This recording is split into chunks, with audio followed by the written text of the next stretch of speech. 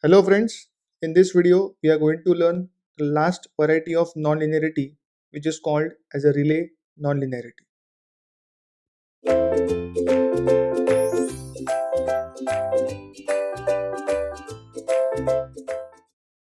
Now, the relay nonlinearity is a nonlinearity which comes under the section of intentional nonlinearity. Now, what do you mean by the concept of intentional nonlinearity? The nonlinearity which is inserted deliberately in the given system. Let us take 3 points. What is a relay? Let us see 3 points, out of which the first point says, what is a relay? The answer is, the relay is a non-linear power amplifier. A relay is a non-linear power amplifier which can provide large power amplification in inexpensively. I repeat, a relay is a non-linear power amplifier which can provide large power amplification inexpensively. Now, why it is introduced, and hence it is deliberately introduced in the system. So if you are asked in exam what is a relay or why relay is deliberately introduced in the system, the answer is, it's a non-linear power amplifier which can provide large power amplification inexpensively, and that's the reason why it is deliberately introduced in the given system. Now what does a relay do? A relay control system can switch abruptly between several discrete states. Now, what are the states? The states are off, fully forward, and fully reverse. So, what does the relay do? The relay can switch abruptly between the several discrete states called as what? Off state, fully forward state, and fully reverse state. Very important. Third point, the relay control system finds wide application in the field of control engineering. So, we have discussed the 3 points. What are the 3 points? The 3 points are: point number one, if you are asked what is a relay or why it is deliberately introduced in the control system, the answer is, it's a non-linear power amplifier which can provide large power amplification,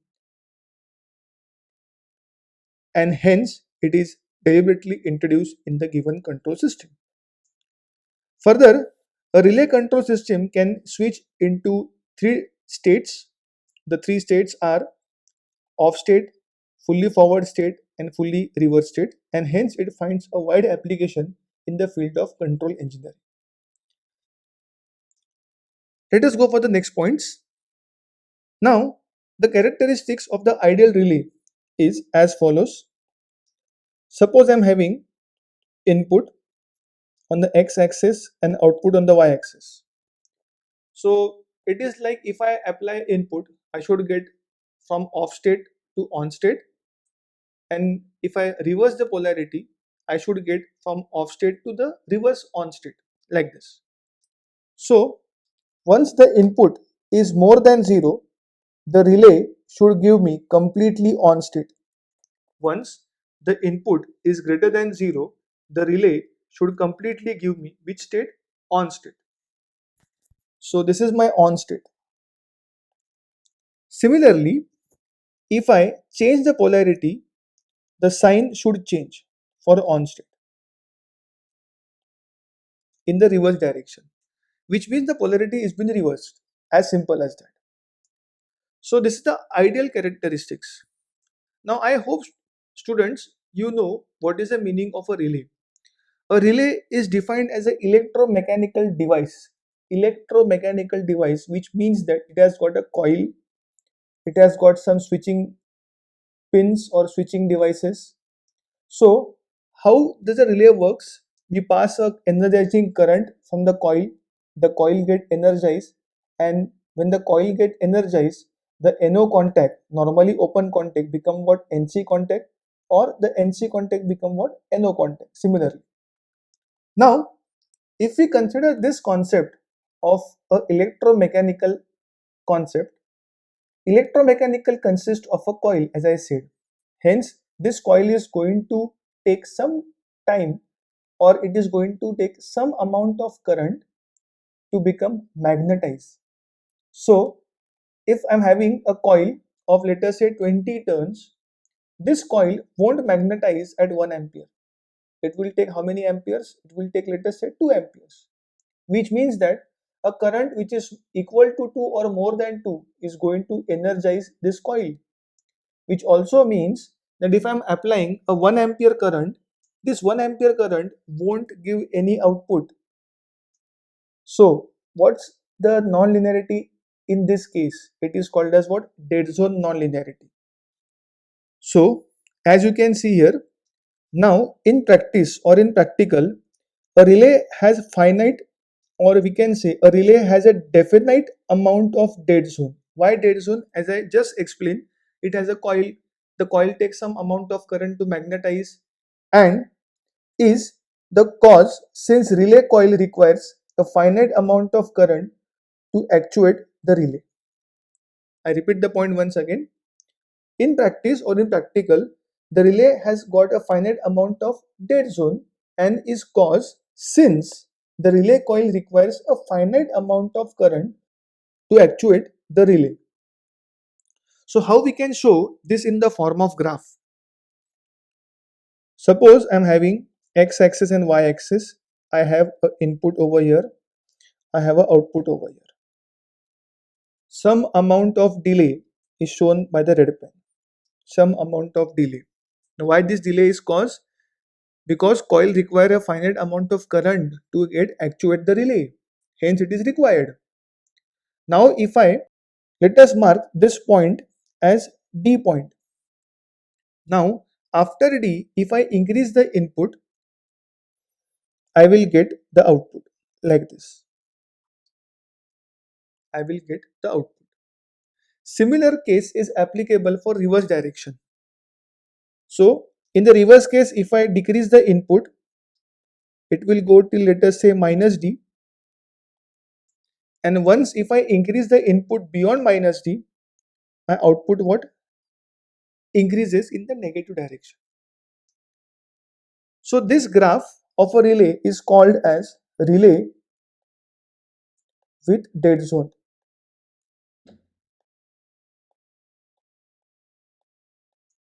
A relay with a dead zone.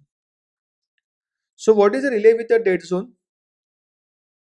Even I apply some amount of current, I won't get output. Why? Because the relay coil requires finite amount of current to actuate the relay. After that, if I apply input, I'll get the output. So a typical example of relay with a dead zone.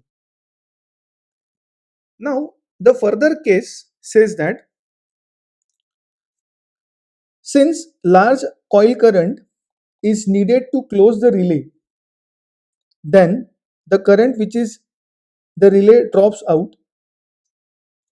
The relay characteristics always exhibits a concept of hysteresis also,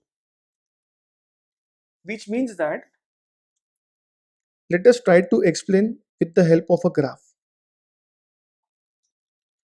Now suppose if I want to on the relay, so till D, if I'm applying the input, I won't get the output. If the input goes beyond D, I'll get the output like this.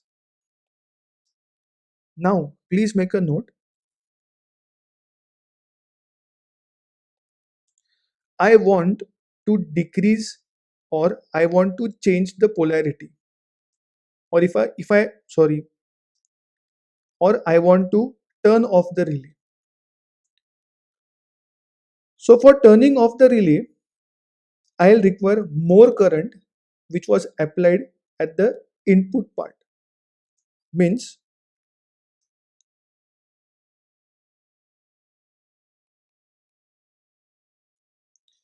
so this much is the more current.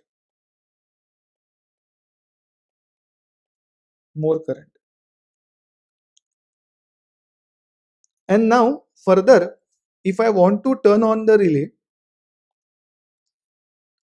it will turn on in the negative part like this. Again, if I want to turn on the relay in the forward path, I need get such kind of current.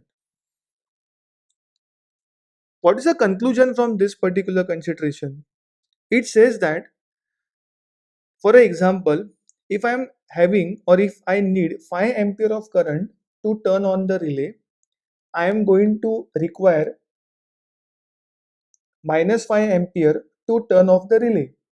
But this minus 5 and plus 5, total of minus 10 ampere of current I will be requiring to turn off the relay. So let us say this is my plus 5 and this is my, let us say, minus 5. So at minus 5 the relay is turning off and it is going into what? The negative direction. So total of how much current am I going to require? I am going to require 5 minus of minus 5, which gives me of how much? 10 amperes. So 10 amperes of reverse current I am going to require to turn off the relay. Now this section of the graph is a concept called as what? Hysteresis. This section of a graph is a concept of what? Hysteresis. So I'll just draw the graph once again for our understanding. How does the hysteresis look? This is my input, this is my output. So from this,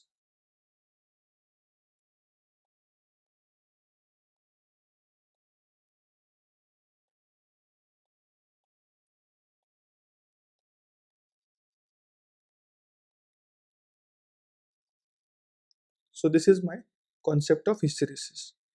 So the portion inside the graph is a concept of what?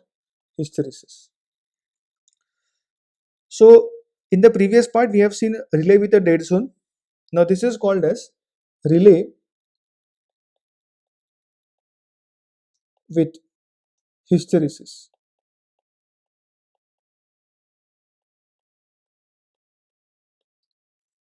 And now the last point which we are going to learn is a concept of relay with hysteresis and dead zone, all concept. So here a combination of relay with a dead zone and hysteresis is shown. Now how to draw this plot, please check. So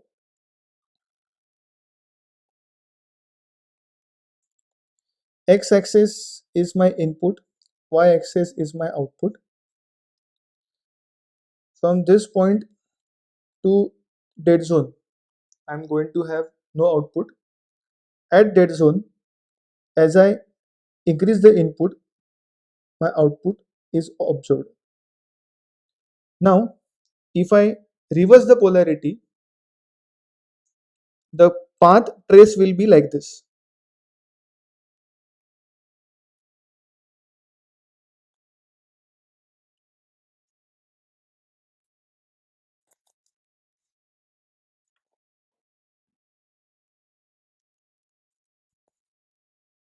Till, let us say, minus d. At minus d, if I again increase the input in the negative part, of course, I'll get the corresponding output. Now, if I again decrease the reverse part, or if I try to increase the output, the path trace will be this. So if I want to show in the form of arrow, how will I show? It starts from this point, first arrow, second arrow. At this point, it turns on, it goes up, it remains over here. Now, if I want to decrease, it starts from this point, it decreases, it decreases, it becomes off at this point, remain in a dead zone, goes back, again goes back. At this, it turns on like this. Now, if I want to change the state, how will I change? I'll make it in the positive part. First point, second, here it comes again, here it comes again, here it comes again, and at this point it again turns on. So if we try to look for the dead zone for the on condition, dead zone for the on condition, from this point to this point, dead zone, dead zone 1 for on condition. And if we try to look dead zone for off condition or for the reverse condition, it comes from this point to this point, dead zone for reverse condition. And this much part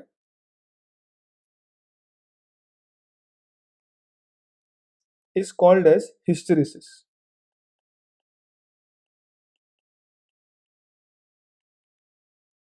This is also called as what? Hysteresis.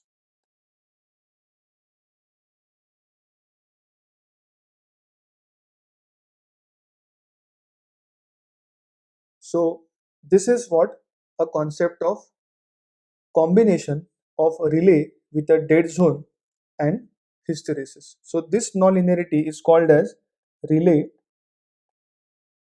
with dead zone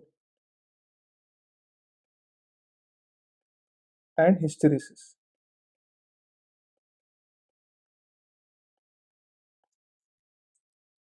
This completes this concept of relay nonlinearity.